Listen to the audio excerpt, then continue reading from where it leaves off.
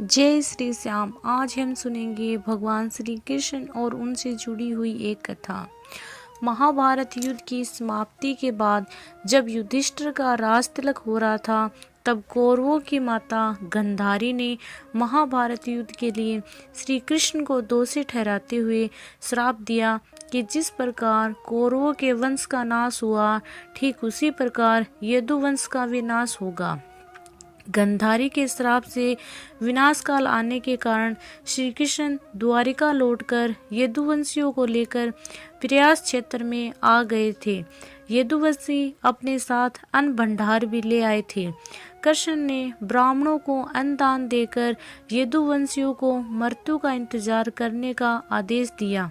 कुछ दिनों बाद महाभारत युद्ध की चर्चा करते हुए सत्याकी और कर्तवर्मा में विवाद हो गया। सत्याकी ने गुस्से में आकर कर्तवर्मा का सिर काट दिया। इससे उनमें आपसी युद्ध भड़क उठा और वे समूहों में विभाजित होकर एक दूसरे का संहार करने लगे। इस लड़ाई में श्री कृष्ण के पुत्र प्रद्युम्न और मित्र सत्याकी समेत सभी यदुवंशी मारे गए थे। केवल बरबू और दारुक ही बचे रह गए थे। यदुवंश के नाश के बाद कृष्ण के ज्येष्ठ भाई बलराम समुद्र तट पर बैठ गए और एकाग्रचित होकर परमात्मा में लीन हो गए। इस प्रकार शेषनाग के अवतार बलराम जी ने देह त्यागी और सब धाम लौट गए। बलराम जी के देह त्यागने के बाद जब एक दिन श्री कृष्ण जी पीपल के नीचे ध्यान की मुद्रा में बैठे हुए थे, तब उस क्षेत्र में एक जरा नाम का बहेलिया आया हुआ था। जरा एक शिकारी था और वह हिरण का शिकार करना चाहता था। जरा को दूर से हिरण के मुख के समान श्री कृष्ण का तलवा दिखाई दिया। बहेलिये ने बिना कोई विचार किए वहीं से एक तीर छोड़ दिया, जो कि श्री कृष्ण के तलवे में जाकर लगा। जब वह पास गया तो उसने देखा कि श्री कृष्ण के पैरों में उसने तीर मार दिया है। इसके बाद उसने बहुत पश्चाताप हुआ और वह क्षमा याचना करने लगा।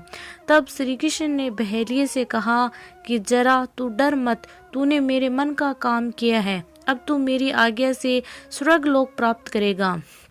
बहेलिये के जाने के बाद वहां श्री कृष्ण का सारथी दारुक पहुंच गया। दारुक को देखकर श्री कृष्ण ने कहा कि वह द्वारिका जाकर सभी को ये बताए कि पूरा यदुवंश नष्ट हो चुका है और बलराम के साथ श्री कृष्ण भी सब धाम लौट चुके हैं। अतः सभी लोग द्वारिका छोड़ दो, क्योंकि ये नगरी अब जलमग्न होने वाली है।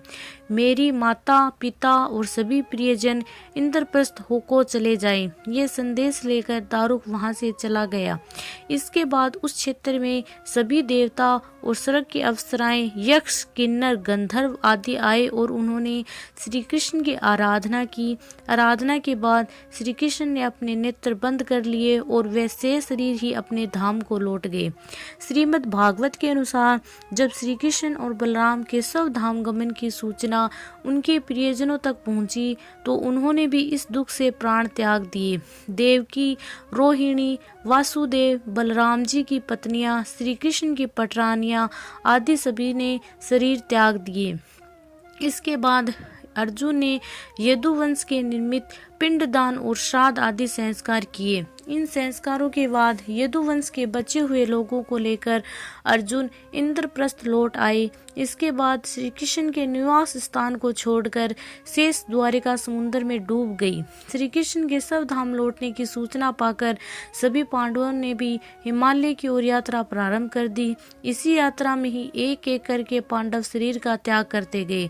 अंत में युधिष्ठिर से शरीर स्वर्ग पहुंच गए। संत लोग ये भी कहते हैं, प्रभु ने त्रेता में राम के अवतार में बाली को छुपकर तीर मारा था। कृष्ण अवतार के समय भगवान ने उसी बाली को जरा नामक बहेलिया बनाया था और अपने लिए वैसी ही मृत्यु चुनी थी जैसी बाली को दी थी। बोलो भगवान श्री कृष्ण की जय।